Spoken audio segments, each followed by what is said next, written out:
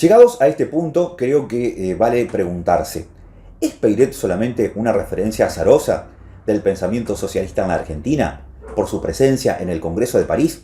¿O es por sí mismo, por su obra teórica y práctica, una referencia socialista? Y en ese caso, ¿de qué socialismo? Más allá de ese episodio aislado en su vida, y sin embargo tan revelador de todos los nexos y redes que sostuvieron su existencia. Por eso primero quiero volver un poco atrás en el tiempo para abordar qué era ser socialista en 1852, cuando Peiret enfila su proa hacia el Río de la Plata.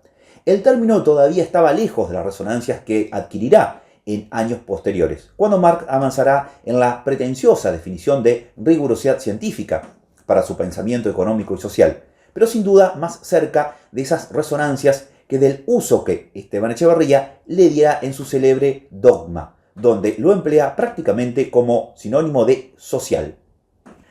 La palabra había sido usada por primera vez en su sentido actual por Pierre Leroux en 1833, precisamente ese autor al que Peiret cita como una de sus primeras referencias conceptuales. Leroux lo presenta como contraposición al cruel individualismo que comienza a prosperar, según expresa en el célebre ensayo Individualismo y Socialismo. Durante años el término fue utilizado como expresión de cualquier lucha por la igualdad social, de cualquier reclamo proletario o movimiento revolucionario en general. Desde su aparición como definición de una filosofía política, siempre existió un amplio abanico de corrientes que sobre una base común, el predominio del interés social por sobre el individual, se diferenciaban por el accesorio, aunque la amplitud del espectro muestra el gran peso de esas divergencias. En 1848, cuando Marx publica su manifiesto, dedica un extenso capítulo a presentar y discutir las corrientes que ya convivían en el pensamiento socialista, con categorías de socialismo reaccionario, feudal, pequeño burgués, conservador o burgués, utópico y crítico, en lo que incluye a proudhonianos, feuristas, saint-simonianos, owenistas, etc. En la actualidad, el abanico es distinto en contenido, pero no muy diferente en cuanto a la diversidad. Hay socialistas revolucionarios, cristianos, libertarios, socialdemócratas o reformistas graduales, socialistas nacionales, comunistas, ecosocialistas, feministas socialistas y probablemente más variantes. Con la vastedad del empleo del término, que en definitiva es lo que funda el significado, no sorprende que se identifique como socialistas, expresiones y tendencias tan variopintas que podrían abarcar al discurso oficial bolivariano de Nicolás Maduro y su cesarismo plebiscitario petrolero, al ex titular del FMI, Dominic Strauss-Kahn, al actual secretario general de la Organización de las Naciones Unidas, Antonio Guterres, o a los sectores nostálgicos de Stalin, que paradójicamente son la extrema derecha del espectro político en la Rusia actual, al ex dictador libio Muammar Gaddafi, a la dinastía familiar que lleva décadas reinando en Norcorea con su socialismo juche, a la dictadura que azotó la antigua Birmania, hoy Myanmar, y proponía la vía socialista hacia el nirvana, al líder de la no violencia, Mahatma Gandhi, y a Martin Luther King, al capitalismo estatal chino, autodenominado socialismo con características chinas, instalado durante la gestión de Deng Xiaoping, a Bertrand Russell y Mario Bunge con sus ideales de socialismo cooperativista, liberal y tolerante, y al mismo tiempo a la Cuba castrista. En casi 2 siglos de empleo del término sería una labor interminable, una enumeración de todas las variantes, muchas antagónicas entre sí, con la misma ironía que incluí algunas de las anteriores. Podría añadirse al socialismo nacional de Mario Firmenich o en una inversión de los términos más lúdica e historiográfica al nacionalsocialismo hitleriano. Quizás uno de los obstáculos más difíciles para superar semejante polisemia sea la paradójica asimilación de la definición del socialismo a determinadas figuras, marxismo-leninismo por caso, que una corriente de pensamiento nacida para priorizar lo social por sobre lo individual, lo colectivo por sobre las apetencias singulares, lo comunitario por sobre las personas aisladas. Elija identificarse con un nombre propio, esconde una derrota ética profunda que no necesitaría ser explicada. No obstante, esa corriente de pensamiento que lleva 2 siglos de vida, ¿Qué son 2 siglos de vida en la historia humana? Supera esos marcos. No se reduce a cuestiones metodológicas, reformistas o revolucionarios, a la cuestión teórico-práctica de los medios de producción, propiedad o gestión, o el rol de la sociedad y el Estado, estatalismo o socialización. Los aspectos que dividen aguas entre libertarios, reformistas, graduales y revolucionarios. El propio Marx, que no se caracterizó por su amplitud, propuso una definición en la que entraría cualquier avance social, desde las reformas socialdemócratas, Avant Lettre de José Batlle y Ordóñez en el Uruguay de comienzos del siglo XX, hasta las profundas modificaciones sociales que impuso el peronismo gobernante en su primera versión. Para nosotros, el socialismo no es un Estado que debe implantarse, un ideal al que haya de sujetarse la realidad. Nosotros llamamos socialismo al movimiento real que anula y supera al estado de cosas actual. Quizás el concepto técnico más ajustado que se haya propuesto sea el que postuló Durkheim. Se denomina socialista a toda doctrina que reclama la incorporación de todas las funciones económicas, o de algunas de ellas que actualmente son difusas, a los centros directores y conscientes de la sociedad. Pero es importante destacar que el propio Durkheim a continuación aclara que decimos incorporación, no subordinación. Es que, en efecto, este lazo entre la vida económica y el Estado no implica, en nuestra opinión, que toda la acción venga de este último.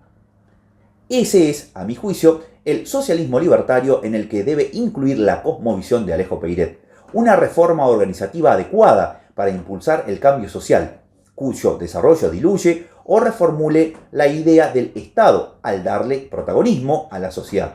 Es la idea que siempre tuvo, la transformación del gobierno en administración, la evolución que debe seguir el Estado, después de dejar atrás la idea monárquica. La idea gubernativa, dice en uno de sus primeros textos periodísticos, debe seguir la misma progresión descendiente. El gobierno reducido a ser, en el porvenir, solamente la administración, el encargado de gestión de la sociedad, mientras todos los otros resortes, la producción de riqueza, el comercio, la industria, son manejados de manera directa por la comunidad. Ya comenté antes su propuesta sobre los bancos, en medio de un debate coyuntural de Entre Ríos. Vuelvo a esas notas, para que se aprecie, por ejemplo, cómo concibe la alternativa de un banco social popular, en contraposición no solamente a la institución financiera en manos privadas, sino también a una considerable distancia de la idea de un banco estatal.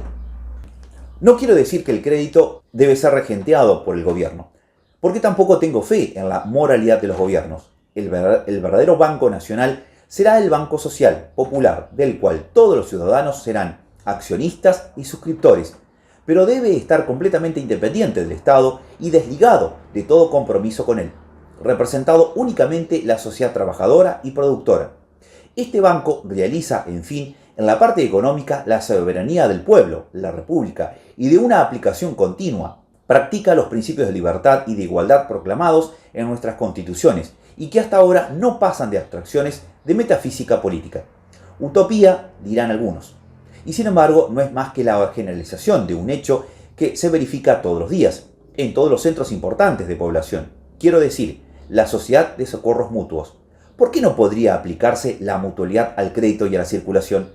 ¿Por qué la sociedad pagaría eternamente un derecho de peaje a algunos capitalistas que se han apoderado de esa función importante cuando lo es tan fácil por la organización económica conseguir la supresión de la usura y del agiotaje?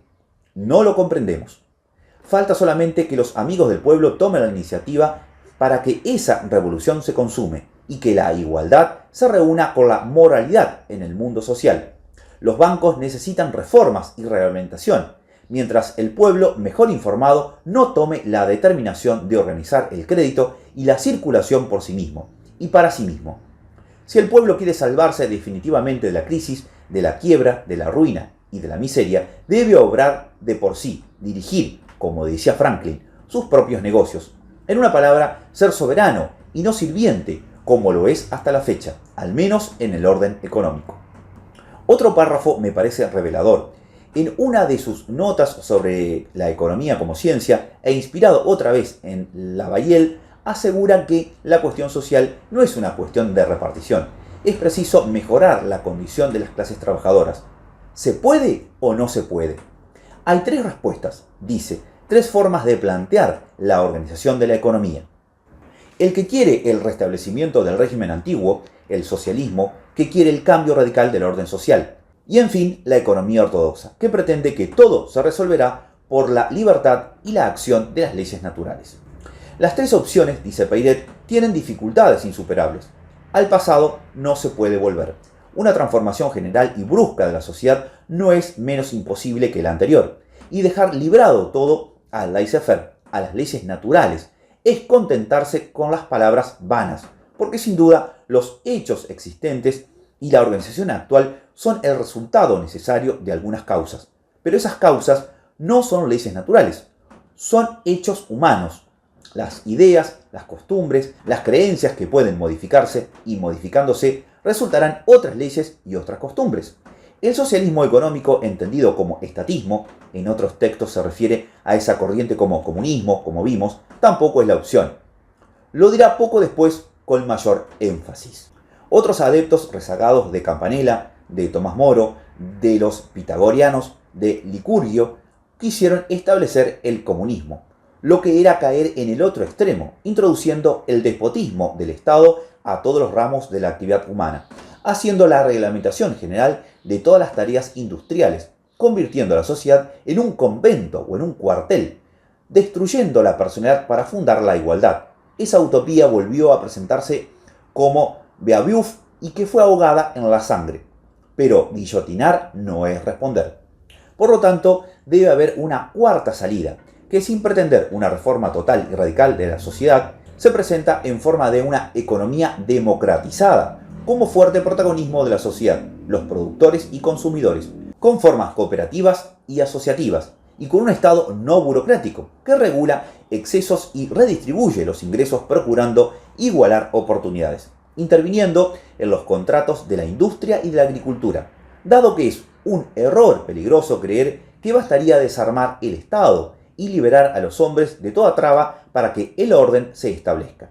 Estos párrafos permiten ver que Peiret se aleja de cualquier versión dogmática, totalitaria, estatista o incluso revolucionaria del socialismo, y adhiere a una perspectiva socialista democrática y cooperativista, con una concepción del Estado descentralizado y social. Concluye su artículo con un párrafo que vale ser reproducido íntegro. La ciencia económica oficial arranca de un falso punto de partida, luego necesita rehacerse por entero. Esta es la conclusión que se desprende de las críticas de aquellos ilustrados publicistas. Eso lo decían los socialistas hace más de medio siglo, pero se les rechazaba como utopistas. Debe ser una satisfacción para los que viven todavía ver que al fin se les hace justicia y que la verdad se abre paso a través de los obstáculos amontonados por los intereses y las preocupaciones coaligadas. La utopía, ese dicho, es la verdad en lontananzas. Como vemos, Peiret construye de su propia cantera un camino al que, en ocasiones, rotula como republicano socialista, que lo distancia no solo del liberalismo clásico, sino también de la izquierda ortodoxa.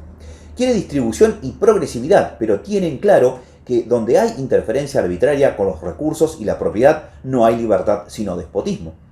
No me detendré ahora en este aspecto, pero me parece interesante remarcar que en una de las escasas oportunidades en que se procura redefinir con mayor rigurosidad su pensamiento, precisamente se decanta por esa caracterización republicano-socialista y esboza lo que entiende como socialismo precisamente para contraponerlo tanto con el liberalismo económico como con el comunismo, entendido como estatismo, gubernativismo, dice nuestro autor.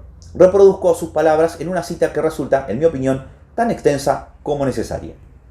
Se me dirá que socialismo y comunismo son una misma cosa, es decir, la destrucción del individuo, la absorción de la personalidad en la sociedad, en la comunidad.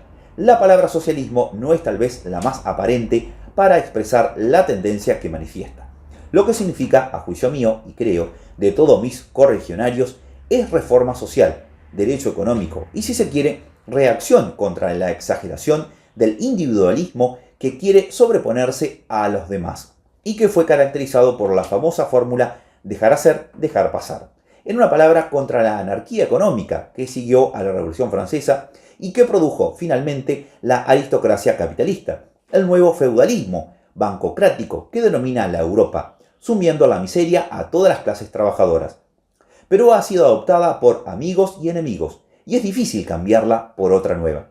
Socialismo, a la fecha, es protesta contra un orden económico vicioso, donde millares y millones de individuos son condenados a la miseria para satisfacer el lujo de algunos centenares de ociosos opulentos.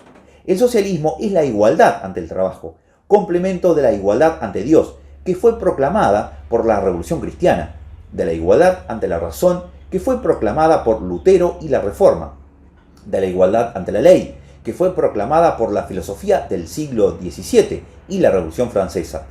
No se comprende, pues, cómo una república puede prescindir del socialismo.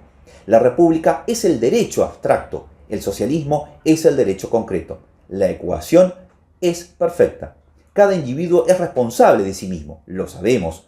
Por eso es que desechamos toda especie de comunismo, de gobernativismo, de reglamentación, de enregimentación social. Rechazamos todas las utopías, desde la República de Platón hasta la Icaria de Cabet.